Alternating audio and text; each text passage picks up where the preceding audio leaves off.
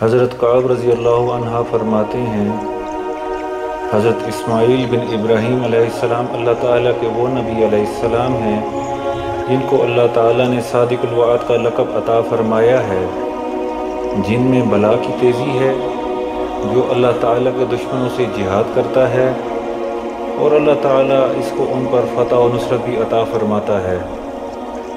وہ کافروں کے خلاف بہت سخت لڑنے والے تھے، اللہ تعالیٰ کے معاملہ میں کسی ملامت گر کی ملامت کا خوف نہیں رکھتے تھے۔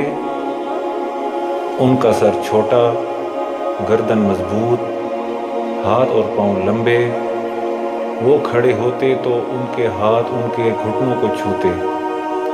ان کی آنکھیں چھوٹی، ناک لمبی، کندھے چوڑے، انگلیاں لمبی، خوبصورت، طاقتور، مضبوط اور کافروں پر سختی کرنے والے تھے۔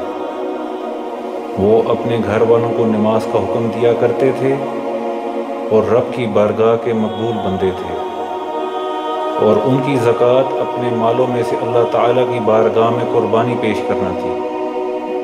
آپ جس کسی سے بھی کوئی وعدہ کرتے، اللہ تعالیٰ اس کو پورا فرماتا، تو اللہ تعالیٰ نے ان کو صادق الوعد کا لقب عطا فرمایا، اور وہ رسول اور نبی تھے۔